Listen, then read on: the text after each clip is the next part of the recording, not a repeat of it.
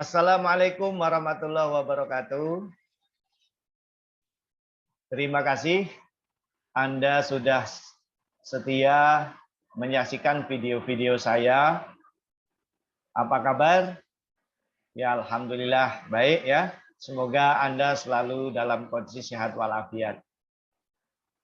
Pada video kali ini saya akan membahas mengenai salah satu komponen penting di dalam bahan pangan.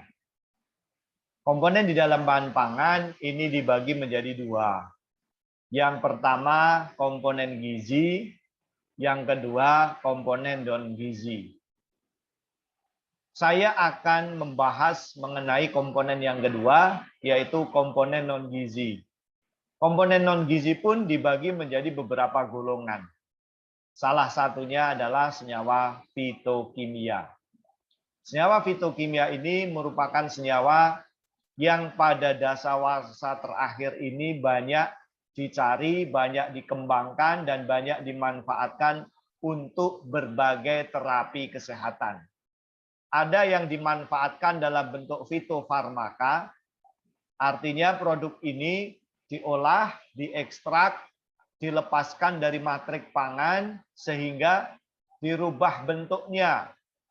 Ya, ada yang dirubah dalam bentuk kapsul, ada yang dirubah dalam bentuk tetes, ya, ada yang dirubah dalam bentuk serbuk, ada juga yang dibuat pil. Nah, ini termasuk dalam kategori fitofarmaka dan digunakan untuk berbagai terapi kesehatan. Ada yang digunakan untuk pencegahan penyakit-penyakit tertentu, ada yang digunakan untuk pengobatan, ya. Demikian juga pemanfaatan fitokimia dalam bentuk pangan fungsional juga banyak. Ya. Ada yang dibuat sirup, ada yang dibuat makanan, ada yang digunakan sebagai pewarna, kemudian dicampurkan di dalam bahan pangan, ada yang dimanfaatkan sebagai biskuit, ada dimanfaatkan sebagai sediaan-sediaan makanan tertentu. Ya, jadi banyak sekali.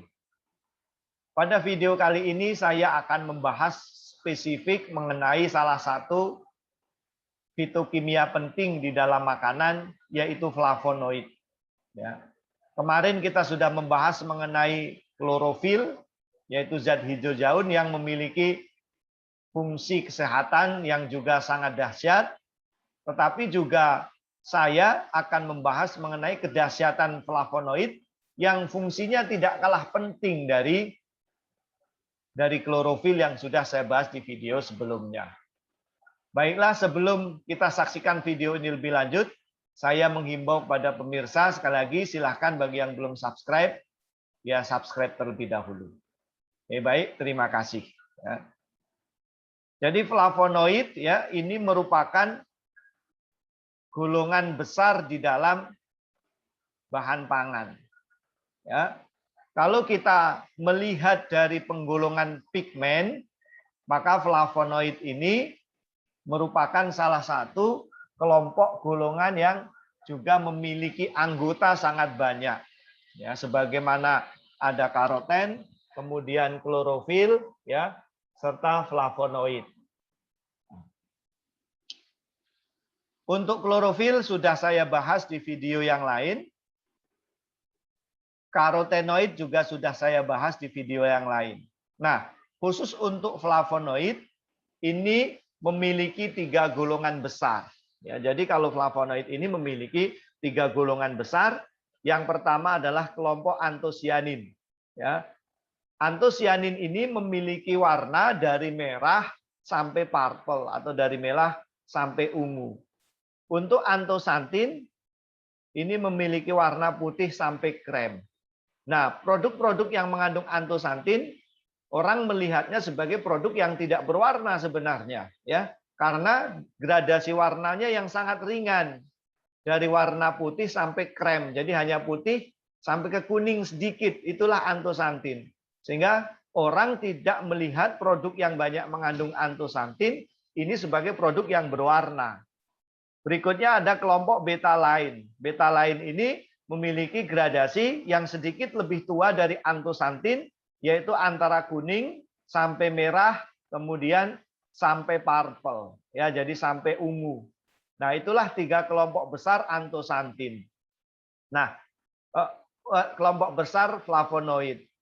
Antosianin, nah ini saya akan jelaskan beberapa produk yang mengandung antosianin, ya, seperti eggplant, ya, kemudian ada radish, ada red cabbage atau apa ya, kubis merah, kemudian red potato atau juga kentang merah, ya. Tetapi khusus untuk red potato yang merah hanya kulitnya saja. Sebenarnya kalau kita belah ya isinya masih tetap krem, ya.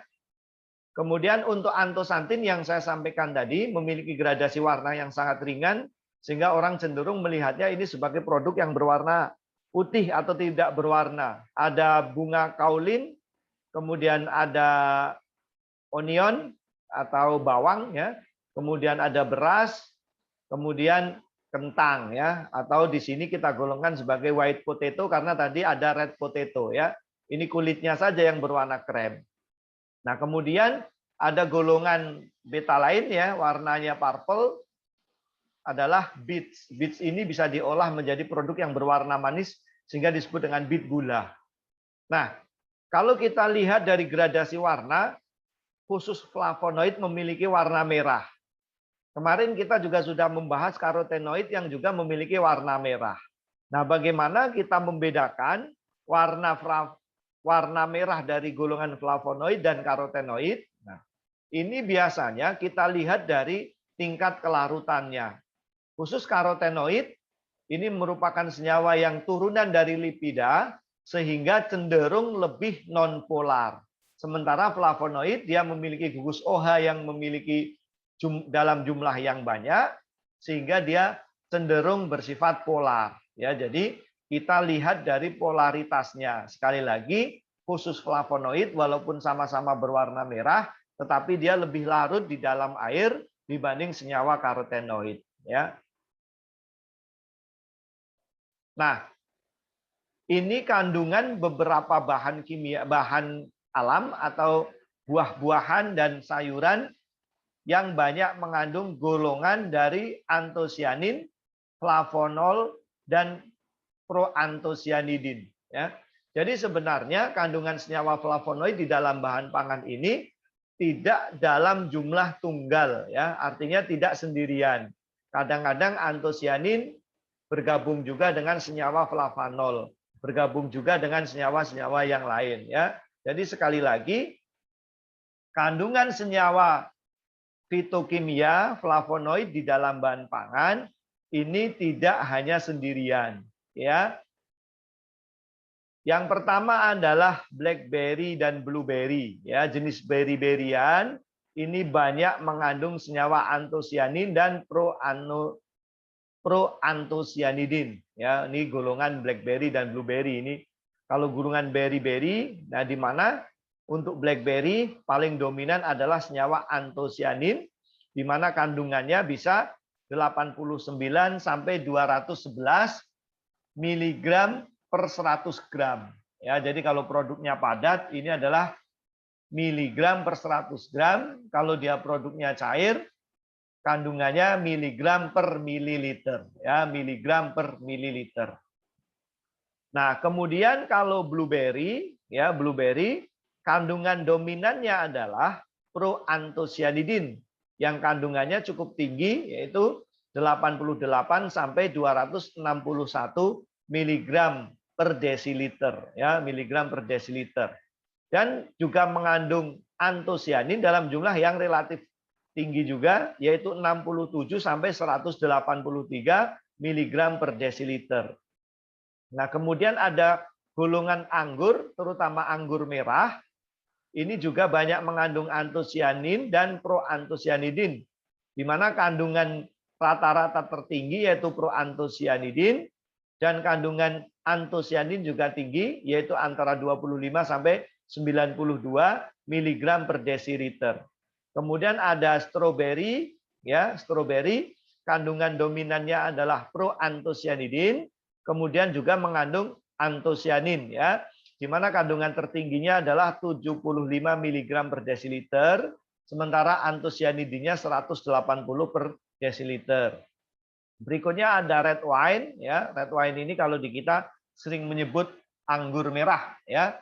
Nah, anggur merah ini kandungan tertingginya adalah proantosianidin, ya, yaitu sampai 70 mg per desiliter. Kemudian kandungan antosianinnya juga tinggi, ya. Kemudian maksimal sampai 35 mg per desiliter. Kemudian flavanolnya juga tinggi, yaitu 55 mg per desiliter. Nah, untuk kandungan red wine ini, ya, ini malah justru lebih tinggi dari bahan bakunya, ya. Bahan bakunya adalah anggur, ya, anggur. Ini sudah difermentasi, kemudian proses ekstraksinya juga berjalan sempurna, ya. Berikutnya ada plum, ya. Buah plum ini yang rasanya agak asam, ya. Kalau saya sih dominan asam dari manisnya, ya. Jarang yang buah plum ini yang manis, ya. Ada manis-manisnya dikit, ya, dikit asam manis, ya. Ini ternyata kandungan proantosianidinnya juga sangat tinggi, yaitu 106 sampai 334 mg per desiliter. Nah, kemudian kalau kubis merah, kemudian bawang merah, ini kandungannya dominan antosianin yang kandungan maksimalnya adalah 25 mg per desiliter. Ini tabel untuk makanan, ya, yang dari kandungan antosianin, flavanol, dan proantosianidin. Nah, kalau tadi saya sudah membahas yang paling dominan adalah proantosianidin dan antosianin, untuk produk-produk ini dominannya adalah flavanol, ya, flavanol dan proantosianidin. Ini dari golongan teh, ya, yaitu green tea, ada green tea, kemudian ada black tea. Ini didominasi oleh flavanol, di mana kandungannya juga sangat tinggi, maksimal 216 mg per desiliter. Untuk black tea, kandungannya lebih rendah dibanding dengan green tea, ya, sangat wajar karena sebagian beberapa senyawa flavanol ini sudah mengalami oksidasi sehingga menghasilkan senyawa yang berwarna hitam, ya, sehingga flavanolnya berkurang. Kandungan maksimalnya adalah 158 mg per desiliter, sementara beberapa senyawa berubah menjadi senyawa proantosianidin yang ditemukan sampai dengan angka yang relatif kecil, yaitu 4 mg per desiliter. Kemudian ada coklat hitam atau dark coklat, kandungan dominannya pada proantosianidin yang kandungannya juga sangat tinggi, ya, sampai 322 mg per desiliter, sementara kandungan flavanolnya sekitar 63 mg per desiliter. Kemudian buah berikutnya ada buah apel dan buah aprikot. Nah, buah apel juga mengandung senyawa flavanol, demikian juga buah aprikot. Nah, kandungan proantosianidin merupakan senyawa flavonoid yang tertinggi pada apel. Ya, maksudnya dari 3 senyawa ini, yaitu antosianin, flavanol, dan proantosianidin, yang tertinggi adalah proantosianidin. Nah, berikut ini kandungan senyawa flavanol, flavonon, dan flavonon. Ya, jadi sekali lagi ada flavonon, flavanol, ya, dan flavonol, ya. Jadi ada 3 golongan senyawa yang berbeda-beda. Yang pertama adalah blackberry dan blueberry, ya. Ini juga kandungannya relatif tinggi untuk golongan flavonol, ya, yaitu sampai 16 mg per desiliter. Demikian juga untuk golongan grapes atau anggur, kemudian ada raspberry, strawberry, ada red wine, terus ada plum, kemudian red cabbage dan red onion. Ini juga didominasi oleh senyawa flavonol, ya, di mana kandungan tertinggi untuk flavonol itu pada red onion, ya, atau bawang merah, ya, kandungannya sampai 100 mg per desiliter. Kemudian untuk green tea, black tea, coklat, apel, dan aprikot, kandungan senyawa flavonolnya cukup rendah, ya, hanya sampai 1 digit saja, ya, maksimal ada pada angka 9, tidak sampai 10, ya. Nah, kemudian kandungan flavanol, flavonol, dan flavanons pada berbagai produk ya. Ada kalau tadi buah-buahan, ini pada sayuran ya. Pada sayuran yang pertama adalah parsley. Parsley itu mirip apa ya? Mirip daun, kalau di ini daun sop ya, atau mirip daun sop ya. Cuman baunya tidak terlalu tajam ya, agak keriting-keriting gitu ya. Parsley ini tertinggi kandungan flavononnya, yaitu sampai 634 mg per desiliter. Kemudian ada apa ini, celery hearts ya, yang berwarna hijau, ini kandungannya juga cukup tinggi. Kemudian ada cabai, ada lemon ya. Kalau lemon juice, grapefruit juice, ini tadi dominan senyawa flavonon ya, senyawa flavonon yang kandungannya itu bisa di atas 100 mg per desiliter. Oke. Kemudian ada kandungan senyawa flavanol ini pada golongan sayuran juga, ada bawang putih ya. Kemudian kandungannya sampai 120 mg. Ada kale ya. Kemudian kale ini apa ya? Kailan ya, sejenis kailan ya. Oke, ini kandungannya juga sampai 60 mg per desiliter. Oke, baik, kita akan lanjutkan ke pembahasan beberapa struktur kimia pada senyawa-senyawa flavonoid ya. Jadi senyawa flavonoid ini terdiri dari 3 cincin benzen ya. Dia mengandung 3 cincin benzen, di mana ada di dalam bahan pangan, ada yang dalam bentuk monomer, kemudian ada yang bentuk dimer ya, dan ada yang berbentuk polimer. Jadi berbeda-beda. Nah, yang membedakan antara satu flavonoid dengan senyawa flavonoid yang lain ini terletak pada gugus OH ya, terletak sekali lagi pada gugus OH ya, di mana OH ini bisa bertukar antara OH dengan H karena terjadi perbedaan ya, muatan, biasanya terjadi perubahan. Selain itu ada pada perbedaan R1 dan perbedaan pada R2 ya. Saya akan kasih contoh dari senyawa antosianin. Ini adalah senyawa antosianin aglikon ya, karena senyawa ini tidak mengikat gugus gula. Misalnya contohnya, jika R1 ini diganti dengan H, R2-nya juga H, maka senyawa ini namanya senyawa pelagonidin ya. Kemudian jika R1-nya adalah OH, kemudian R2-nya H, maka ini namanya cyanidin ya. Kalau R1-nya adalah OCH3, R2-nya OCH3, ini namanya malvidin. Nah, senyawa-senyawa ini ya, seperti pelagonidin, ada cyanidin, delphinidin, kemudian malvidin, ini banyak ditemukan pada buah dan sayur ya, terutama yang berwarna ungu dan merah ya, seperti anggur, kemudian ada beri ya, kemudian ada juga kakao atau coklat, ada kubis merah ya, ini adalah senyawa-senyawa yang dikandung oleh buah-buah tersebut. Kemudian ada flavanol dalam bentuk monomer ya, dalam bentuk monomer ini dari golongan katekin ya. Katekin ini banyak terdapat di teh. Kemudian ada juga beberapa produk lokal ya, namanya gambir, itu juga banyak mengandung katekin. Nah, senyawa ini rasanya pahit ya. Demikian juga kalau kita minum teh terus kemudian tehnya pahit, itu karena kandungan senyawa-senyawa flavanol dari golongan ini jumlahnya lebih banyak ya.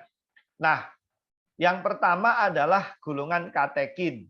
Sama seperti pada antosianin tadi, yang membedakan antara senyawa yang satu dengan senyawa yang lain terletak pada perbedaan dari R ini ya. Jadi kalau R-nya H terus kemudian rotasinya positif, maka namanya katekin. Sementara kalau R-nya OH dan positif atau negatif, namanya galokatekin. Jadi yang ada titik-titiknya ini bisa melakukan putaran rotasi, yaitu ke kanan dan ke kiri ya. Dia jadi bisa berpindah atau berputar ke kanan dan ke kiri, sehingga nanti akan ada positif katekin, ada negatif katekin ya, karena yang ada titik-titiknya ini bisa terjadi perputaran. Kemudian golongan selanjutnya ini epikatekin ya, dengan catatan R1-nya adalah H. Kemudian kalau R1-nya OH maka namanya epigalokatekin. Ini juga ada dua golongan senyawa yang mutar rotasinya negatif ya.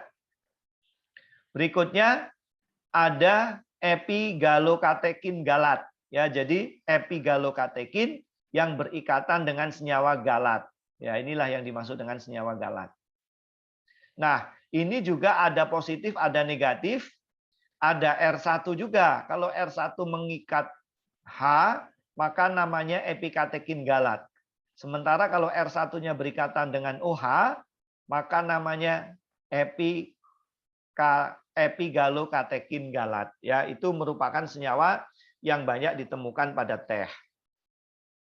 Berikutnya, contoh dari senyawa flavanol dimer. Ya, tadi flavanol monomer, sekarang dimer. Yang dimaksud dengan dimer adalah senyawa ini terdapat dalam bahan pangan yang terdiri dari dua monomer yang menyatu. Jadi dua monomer membentuk satu senyawa. Ya, maka namanya dimer. Nah, ini golongan teaflavin. Ya, teaflavin ini memberikan teflavin. Ini merupakan golongan yang memberikan rasa flavor pada teh. Ya, dia memberikan rasa atau flavor pada teh.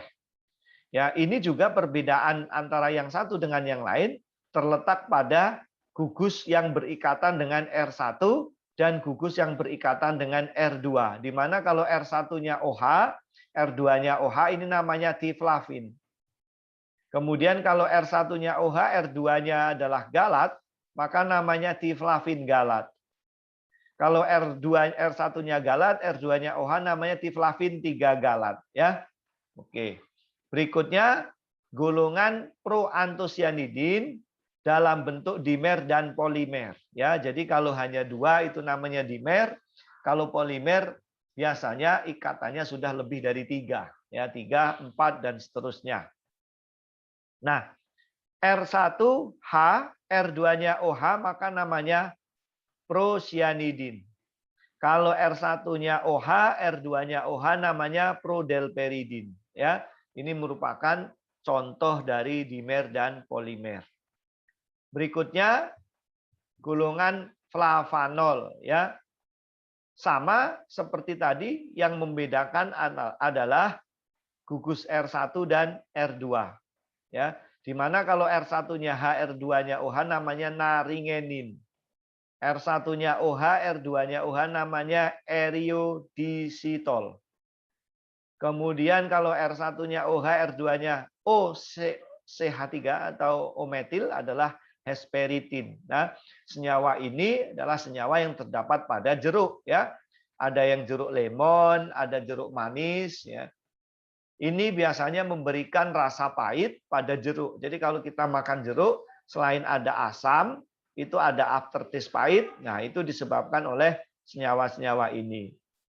Nah, berikutnya yang masih dalam golongan flavanol ya, yaitu ada kaemperol, quercetin, kemudian ada miricetin dan ada isorhametin. Ya, ini juga merupakan senyawa yang terdapat di berbagai jenis buah ya, seperti tomat, brokoli, ceri, bawang ungu ya. Jadi ini memberikan warna orange, kemudian juga memberikan warna ungu ya. Kemudian ada apigenin ya, kemudian ada luteolin. Ini juga perbedaannya pada R ya.